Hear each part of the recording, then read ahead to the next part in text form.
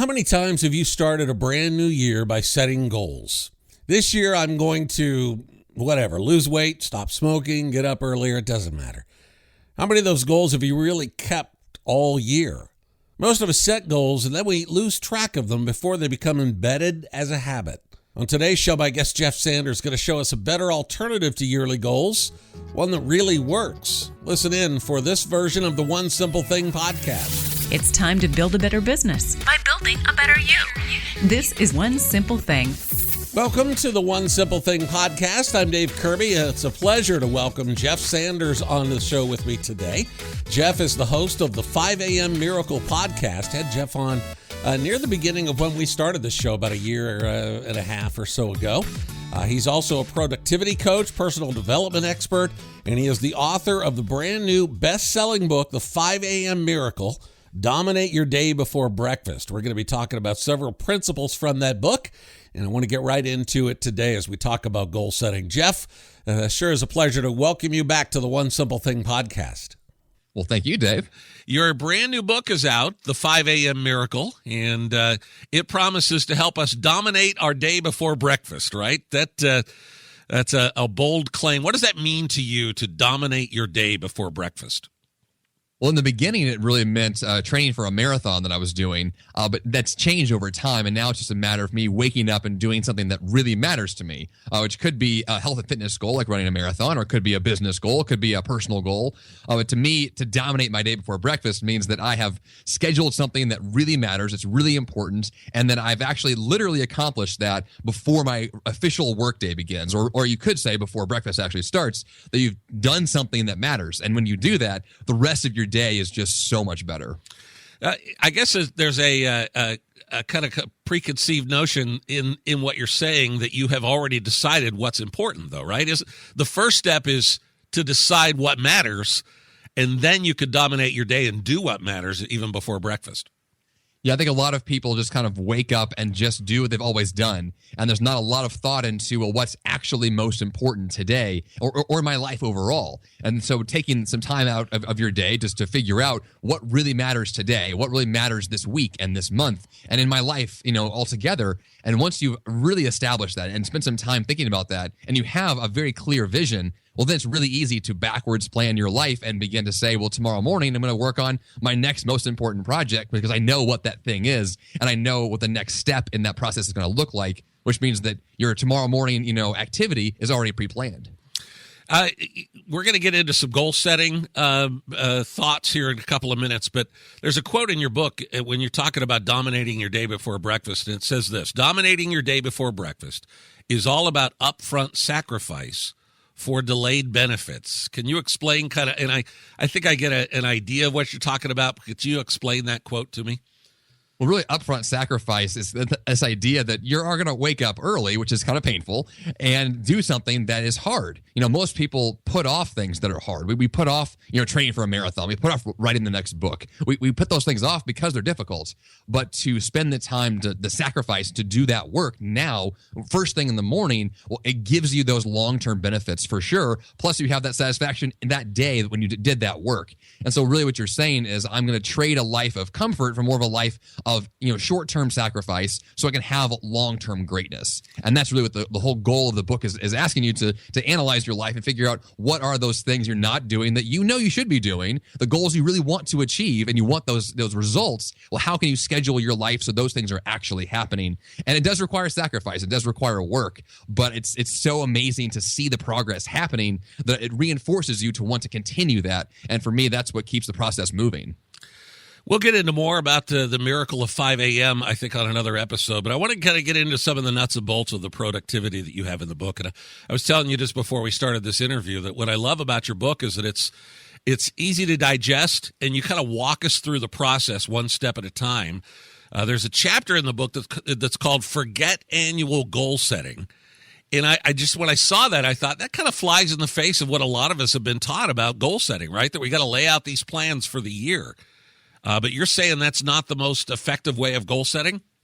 Well, I think it's pretty obvious to most people that it doesn't work, but yet we continue to do it anyway. I think that you look at New Year's coming up here in a few weeks, people are going to go to the gym on January 1st. But why now? Why then as opposed to August 1st or April 1st? I think the reality is we put a lot of pressure on ourselves to plan an entire 12-month period of time, but it's never actually effective because most of those goals have been ditched completely by the end of January. And so by the end of the year, you literally have forgotten most of the goals you set by the beginning of the year, or you're scrambling to get them done at the last minute.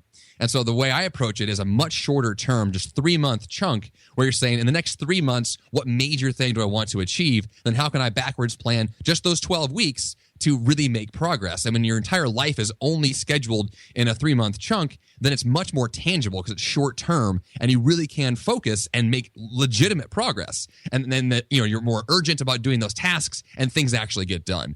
So my overall perspective is one that, a year is a great time period, but not really effective to achieve goals that really matter. So let's get into that a little bit. You literally say in the book that we should just view our year as only being 3 months, right? We're not looking at a whole year. I'm not looking at 3 months as being part of a year. I'm looking at my whole year being the next 3 months, right? Yeah, I think that with that perspective, then you're only going to schedule things in the next 3 months. You're only going to think about things in the next 3 months. And anything that happens after that, you're not even going to put it on your calendar unless you actually have to. But you're not going to look at it. You're not going to focus on that. All of your energy and all your focus and all your planning and all your goals lists, everything is going to be based on a 3-month time period as if that's the only time you have left on Earth. And when you have that kind of focus, it's incredible what could actually happen. So can you walk us through maybe some of the how-tos of planning the next 3 months, setting our goals? Yeah, and basically what it begins with, what we said before, is really knowing what it is you want to achieve. So I think that, a health goal is an easy one, like let's say training for a half marathon or something. Like you could say in the next 12 weeks, in the next 3 months, I'm going to set a personal goal of running a half marathon. This could be writing part of a book. It could be whatever goal you want, but let's say it's running. If that's the case, then you're going to say, well, by the end of this 3-month period, I want to achieve this very specific and clear goal. Now, where would I have to be along the path to get there? What are these milestones I would want to achieve? And so, each month along that process, where would I want to be at the end of month 1 or month 2?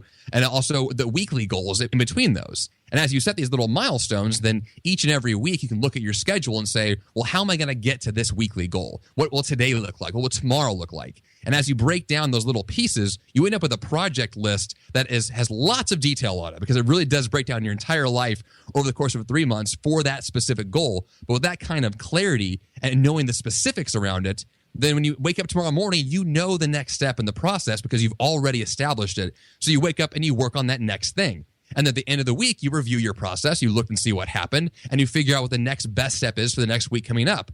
And when you go through that process of always looking ahead and knowing those details, and then looking back and reviewing what you just did, you're able to really stay on top of your goals and then achieve them. You talk in the book about something you call your grandest goals, right? Defining your grandest goals. That goes beyond just kind of the what project am I working on right now kind of approach to goal setting too, doesn't it? Yeah, in the book, I distinguish between a grand goal and a bucket list goal because a lot of people have these like big, grandiose, almost fantasies, right? We might say, I'm going to climb Mount Everest or I want to learn 10 languages. These really big goals. But the reality is that you're not going to achieve that in the next 3 months unless you've already put a plan in place for it. And so the idea behind a grand goal is that this is something that is ambitious. It is something you really want in your life, but it's also realistic and very practical to achieve. And so for a lot of people, the example of running a long distance or writing a book or building a business or going to grad school, anything like that, those are ambitious and tangible. And you want to have goals like that really ask you to give a lot of yourself, but it's not so ridiculous and such a stretch goal that you would never be able to believe yourself actually doing it. And so that's really important in that step there. So as I try to put those two things together, I think, okay, maybe my bucket list goal is to run a marathon.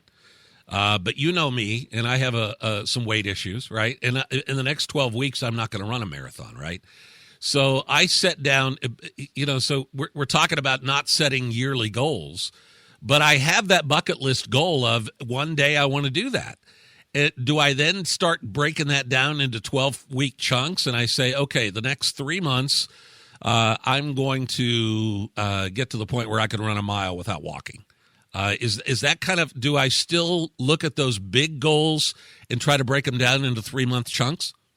Oh, there's definitely a lot of value to having a bucket list goal in general, and saying, like, let's say that you wanted to run a marathon, and maybe, in your life, you want that to be true. Well, the real question would be, in the next 3 months, what's going to be ambitious for you to achieve? So if running for 1 minute or running 1 mile without stopping is an ambitious and realistic goal for you to achieve, then that's where you would start. And at the end of that quarter, you would then analyze, well, did I achieve that goal? Where am I with my fitness? And what's the next most ambitious and realistic goal to pursue for the next quarter? And so, yes, the marathon's kind of in the back of your mind, but really what we're just thinking about is what's going to push you and allow you to really make great progress in this next quarter.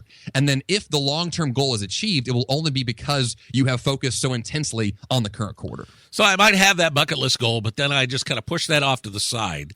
And instead of working toward that, I just take what's my goal for these 3 months, and all my focus goes on that.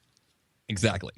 So where do we start today? If we want to start implementing this today, how would you recommend my audience here get started?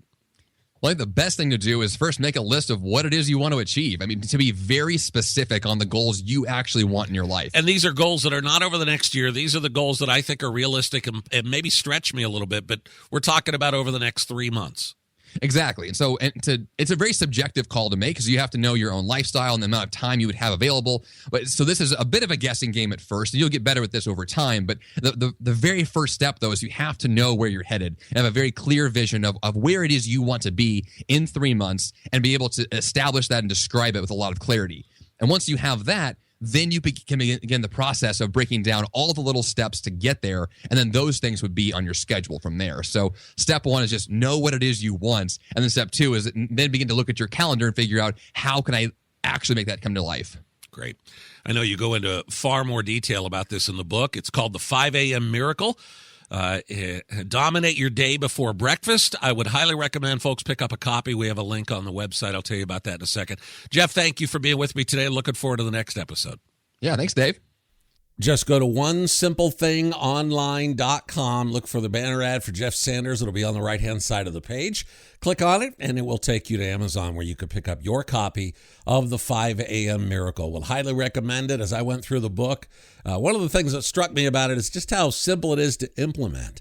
It's not one of these things that's got a bunch of complicated instructions. That's what we love about what Jeff does, and that's what we try to get across here on this show, that big change can happen incrementally. It can happen simply as we begin to take simple processes and concepts and put them into practice in our lives. And Jeff has definitely done that for you in the 5 a.m. Miracle. Again, check it out. Go to onesimplething.online.com. Look for the banner ad on the right-hand side of the page, and you'll be able to pick up a copy of Jeff's book.